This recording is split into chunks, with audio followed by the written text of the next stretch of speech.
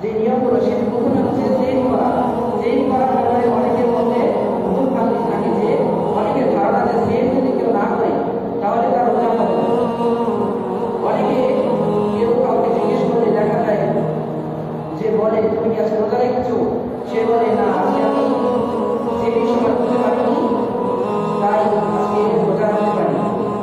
কিন্তু সে জানে না যে সেহরি করার পর রাসূলুল্লাহ সাল্লাল্লাহু আলাইহি ওয়াসাল্লাম বলেছেন তাসাহু, তোমরা সেহরি করো ফাইনা মিসলু বারকাতিকা, এর মধ্যে বরকত রয়েছে। সেহরি রাসূলুল্লাহ সাল্লাল্লাহু আলাইহি ওয়াসাল্লাম যেই কথা বলেছেন তার মধ্যে বরকত রয়েছে। রাসূলুল্লাহ সাল্লাল্লাহু আলাইহি ওয়াসাল্লাম বলেনি তোমরা সেহরি যদি না করো তাহলে তোমরা রোজা করতে পারবে না। তাই আমাদেরকে, আমরা যদি সেহরি সময় করতে না পারি, সেহরি করতে না পারি, তাহলে আমাদের সিয়াম পালন করতে হবে।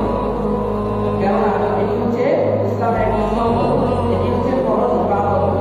এটি যদি কেউ না করি তাহলে আমাদের ইসলাম টিকে থাকতে পারবে না। তাই আমরা যদি ঘুম থেকে উঠতে না পারি সেই সময়, তাহলে আমরা সিয়াম পালন করি। অপর একটি হাদিসে